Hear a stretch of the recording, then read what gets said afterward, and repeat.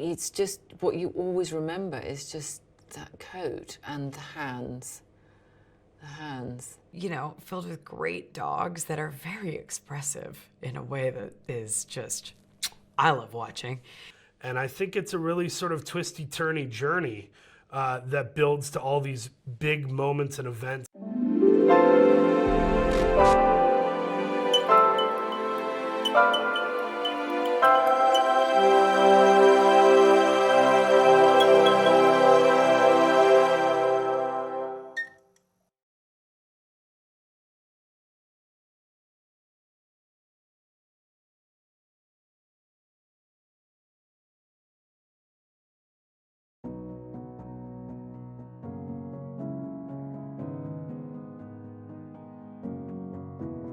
Playing the two sides of Cruella, Estella and Cruella, it's been really interesting. It's also been interesting to kind of gauge the tone and how different they are. It's one thing to read it on the page, but it's another to really try to do it day in and day out.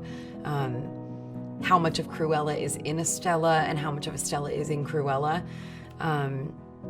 But I think it's kind of fantastic because it's the personification of those two sides of her hair. You know, there's kind of like the dark and the light. But one of the great things I think about the way that Estella, the original Cruella, is written is that she's not, if she's the white, she's not like this pure, sweet, kind of unattainably, you know, perfect creature. She's full of vim and vigor, and she's feisty and smart and is a con artist. So she definitely has a lot of personality, which I love. Craig Gillespie is an extraordinary director.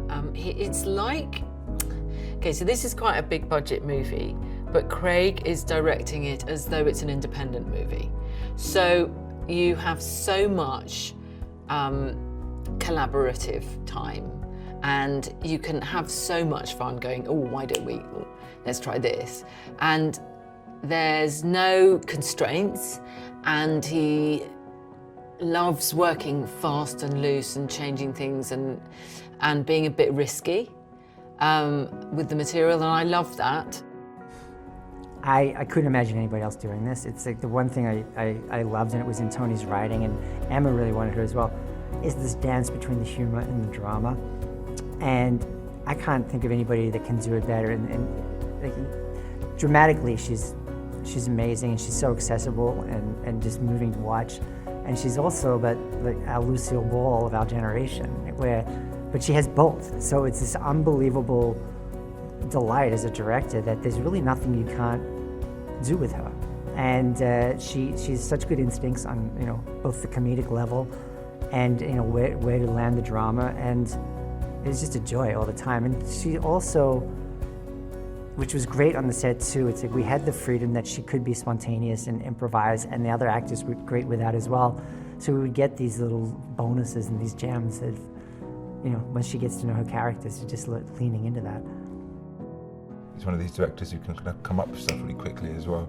If something's not working, or the set doesn't, or the building that we're in doesn't work for what the script was saying, you can just come up with these ideas that I'm like, often I've been like, that's not going to work, and then I look at it, I'm like, oh, that totally worked. And I think that's probably, I asked him actually, and I think it's his background in advertising means that he can think on his feet. He doesn't get too entrenched in like old ideas, and it's really worked out. When I first read the script, I noticed that the film, like, it built. Everything was building to these big moments, and with a movie like this, like, that's what you want. You're putting your head in the mind of the moviegoer and saying, how do I feel on this journey? And I think it's a really sort of twisty-turny journey that builds to all these big moments and events that are run by the Baroness, that of course Horace and Jasper and Estella are crashing the whole film. So I think I just responded to how big and fun it was, and the fact that there was an actual story woven throughout. It's not just us slipping on banana peels. It's like, there's like a lot of heart, and there's a lot of humor and room for humor, because as Craig will tell you, he loves improv. So we're always showing up trying to think of something funny.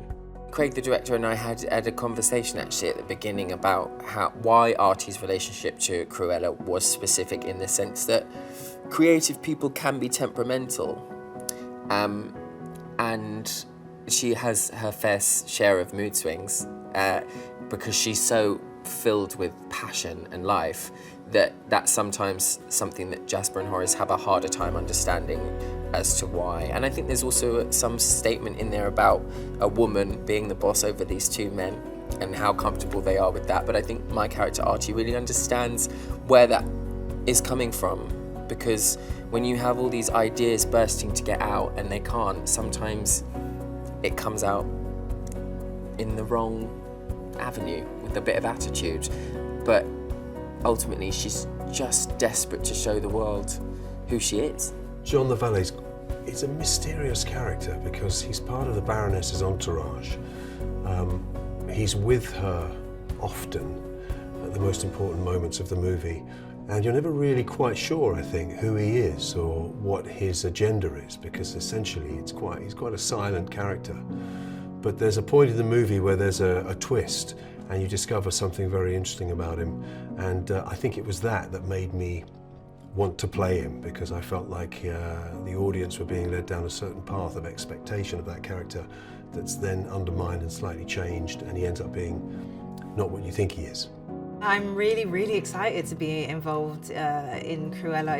It's a really cool project, and I remember watching the cartoon as a kid and feel like being very, I don't know, I think very intrigued by the idea of this kind of like woman, this slightly manic woman on the edge, and I think just the way she looked was always so fun. So the fact that a live action movie has been made and I can be part of it is really, really cool. I felt like tonally it would be a film that I had an affinity with.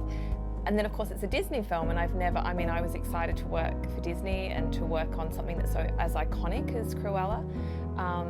And yeah, to work at this scale. I've never worked at this scale before. I haven't been given this much opportunity to certainly build the amount of sets, the scale of sets. So for me it was a career, certainly a step up for my career, yeah.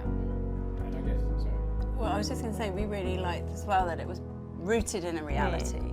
So kind of, it wasn't a fantasy film. It had a grit to it. It was like an indie Disney film. So for the kind of films we worked on together in the past that still have a relationship with what we're doing now, even though it's Disney and it's kind of a children's film, there's an indie kind of, the HODs are indie, it's Tony's script, and the reality of the spaces.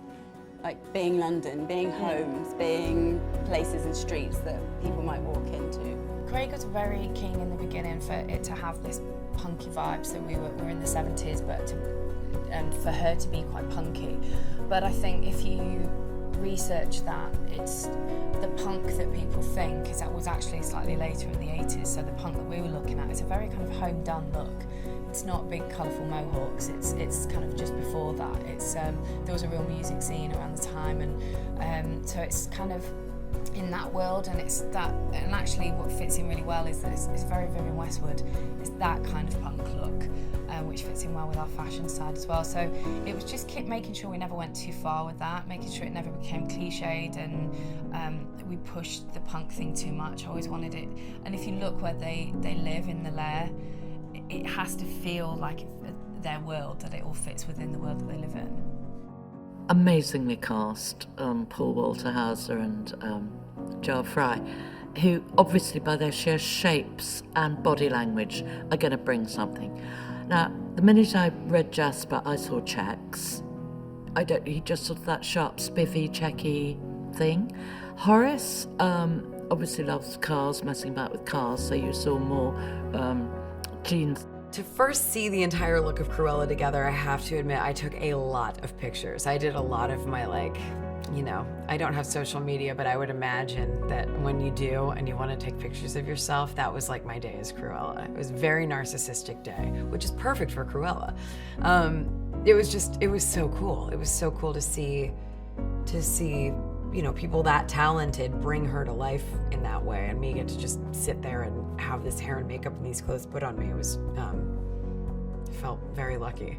She is the reason for Cruella, unfortunately, and that's very sad, but it's a wonderful idea. A wonderful idea to see why someone becomes what they become. And so M's got a lot to do without me. And yeah, of course, for her, the Baroness is a kind of dream personage. As someone who doesn't really exist. You know, she's the figure behind this extraordinary house of fashion. And so when she sees her, she's overwhelmed by her and dazzled by her, but it doesn't take long before she understands quite who she's dealing with. The amazing thing, I've always been a huge fan of Emma Thompson. And, you know, she's got such a career behind her. But in a strange way, this is like a side of her that I hadn't seen before. And to see her playing this Baroness who is so formal and proper and almost like rigid and intense and fierce in a way, and all done with such restraint. It was a character that she was having a lot of fun with, and it was really, it wasn't, I wouldn't say a surprise because she's such a brilliant actress, but to see another thing in her arsenal that I wasn't familiar with was just a delight to like see this character come to life and just grow and really be a scene stealer.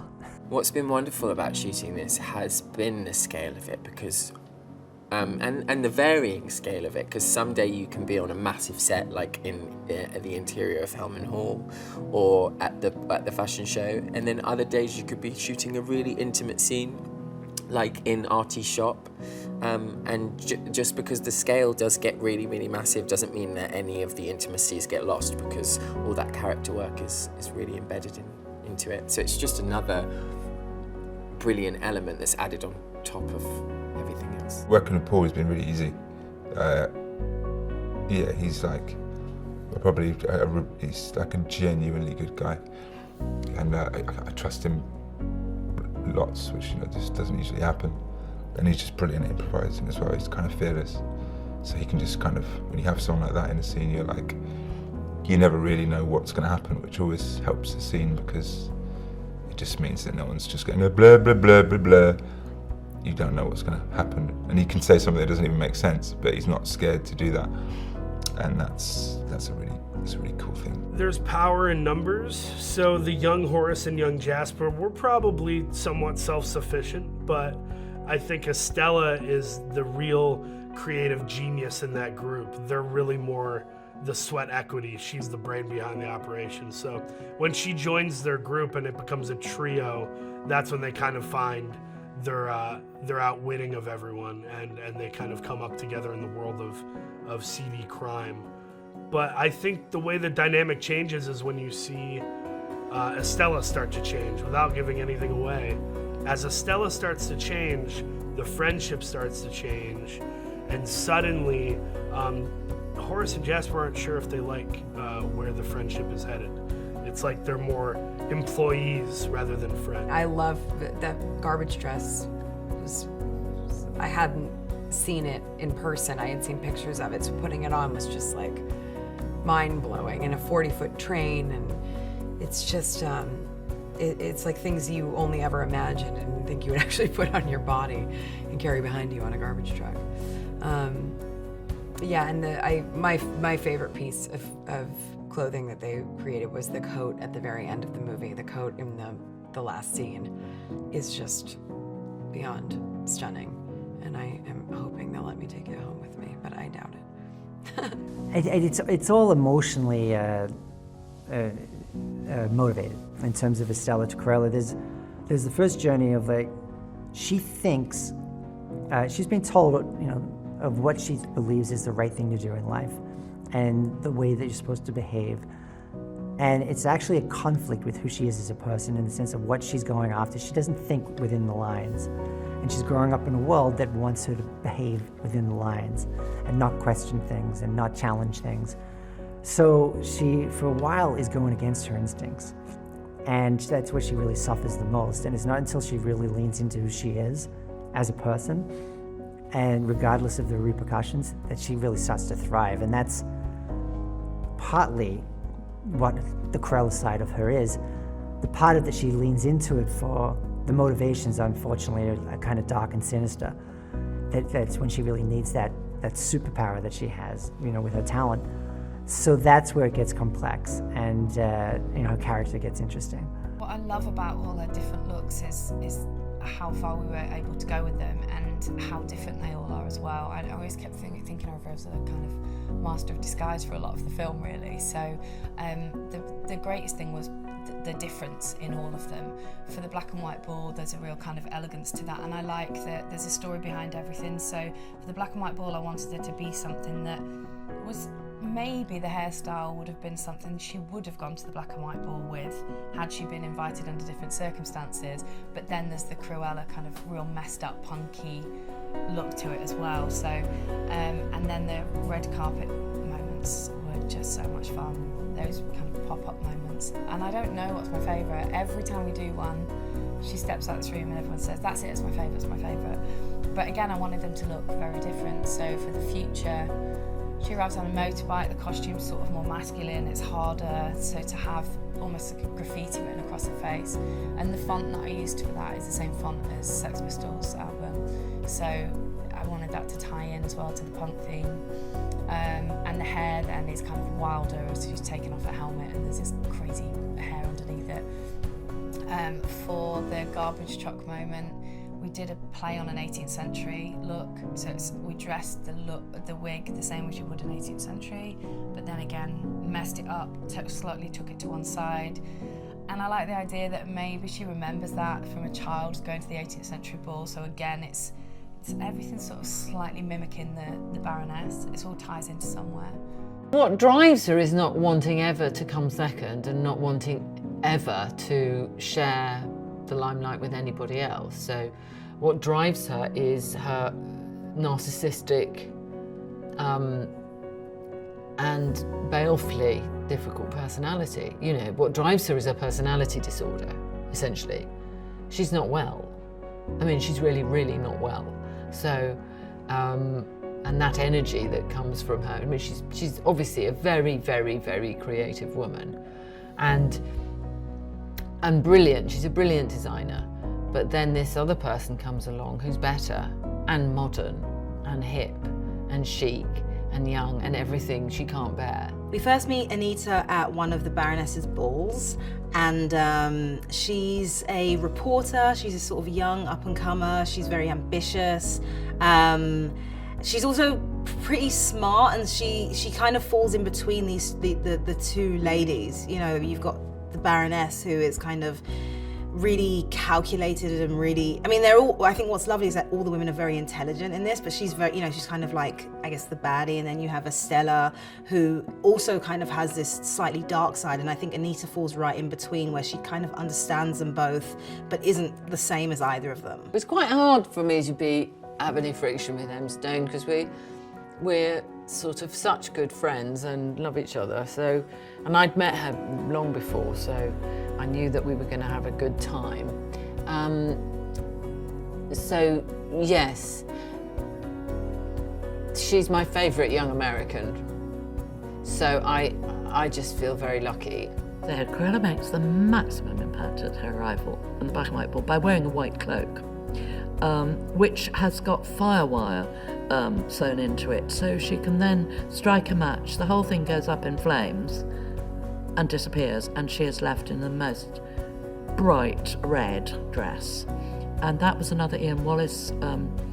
So she goes to artists. She knows she needs a dress to make an impact, so she goes to Artist Vintage Store, and there's quite a good dress in the window, and I wanted to make sure it had enough fabric in it and was the right red, so that when you see it in her reconstruction of it, that it would be just about possible.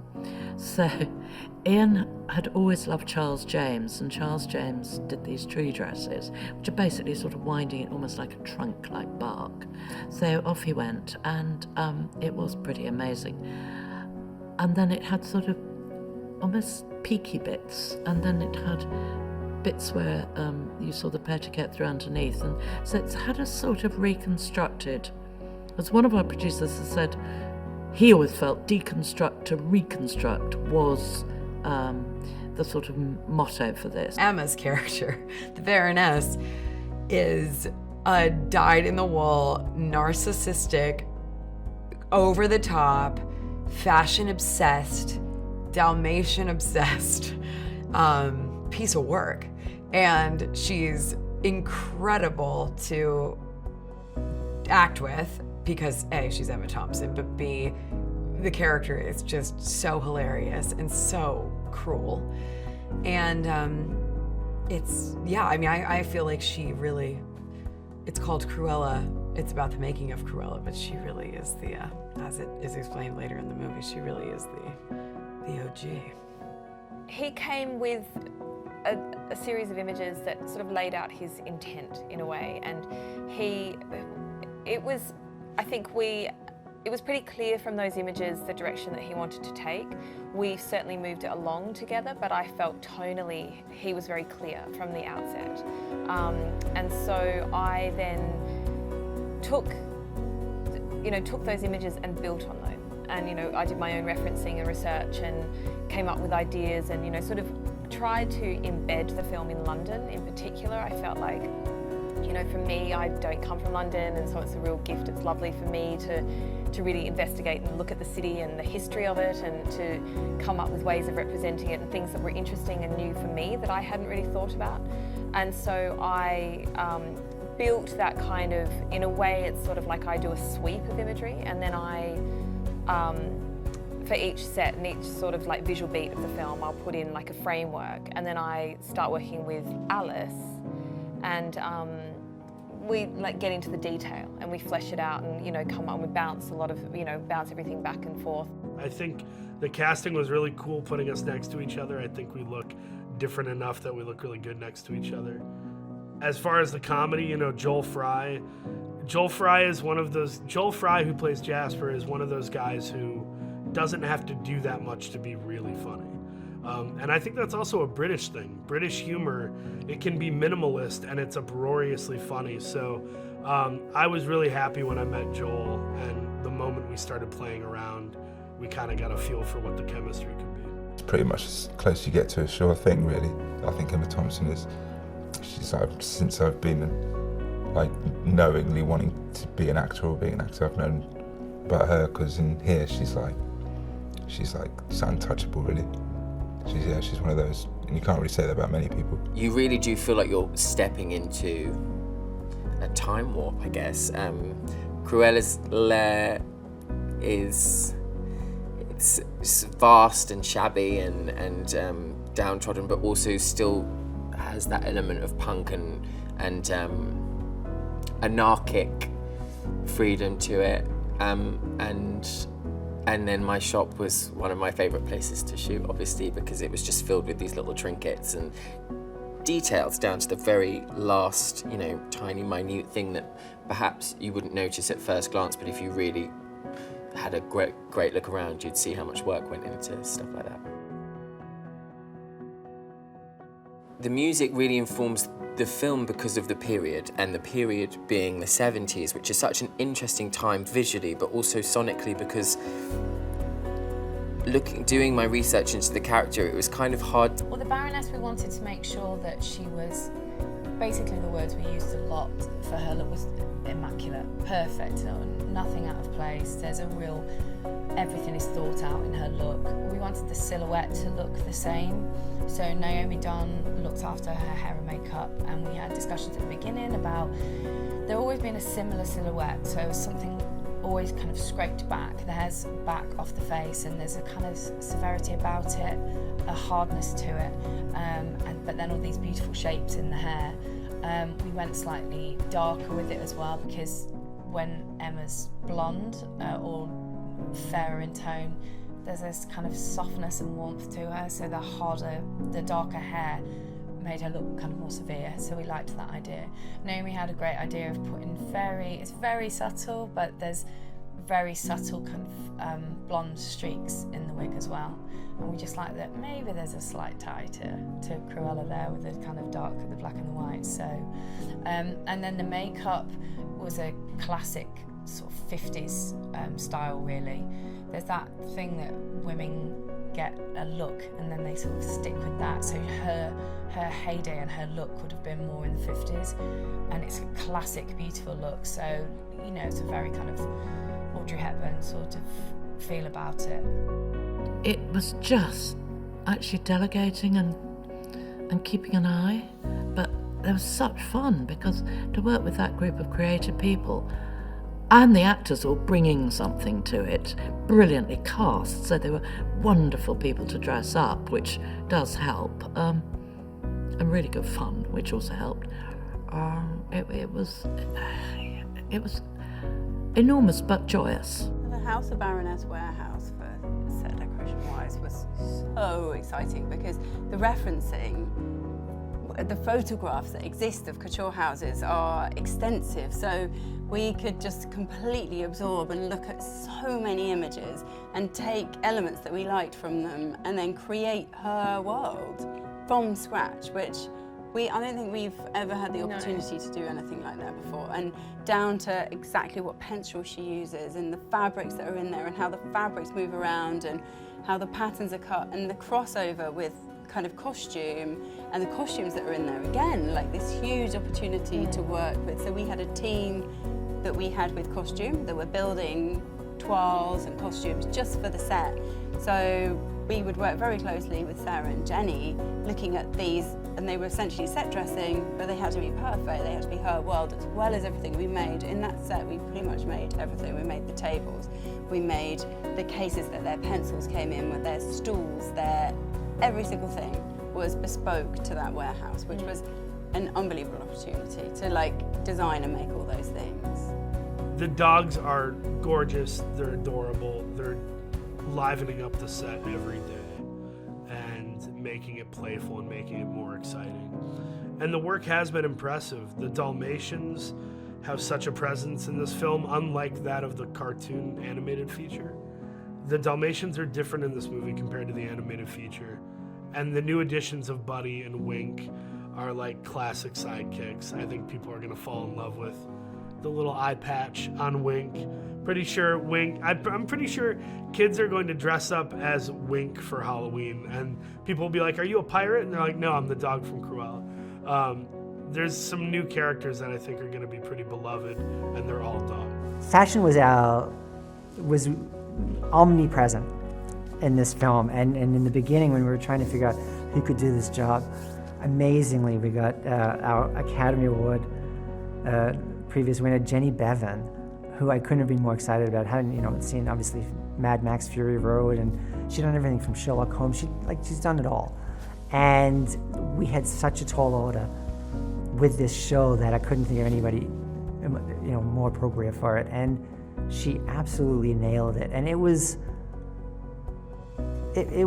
kind of astonishing at times because she came in with not much time, honestly, and the amount of outfits that she had to figure out, and they really had to be a statement. And I know she even said it herself, this film was actually much more complex from the costume side, because not only were we doing characters and having to create characters with costume, they were both fashion designers, so they both needed their whole fashion line that I knew the audience would be very critical about.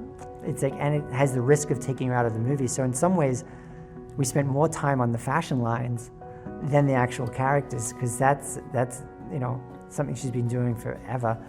And so trying to figure out what could we do that felt both current and of the time, and didn't take you out of the film, and people's critical eye wouldn't be like losing faith in our characters and their performances.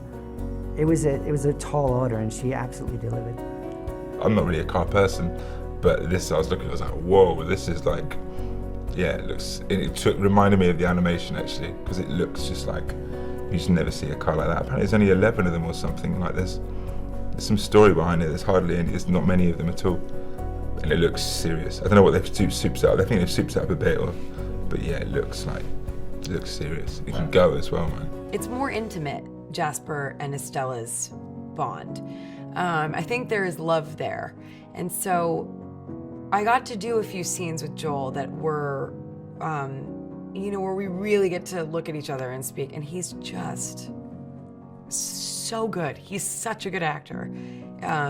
always felt very lucky on those days. The music really informs the film because of the period, and the period being the 70s, which is such an interesting time visually, but also sonically, because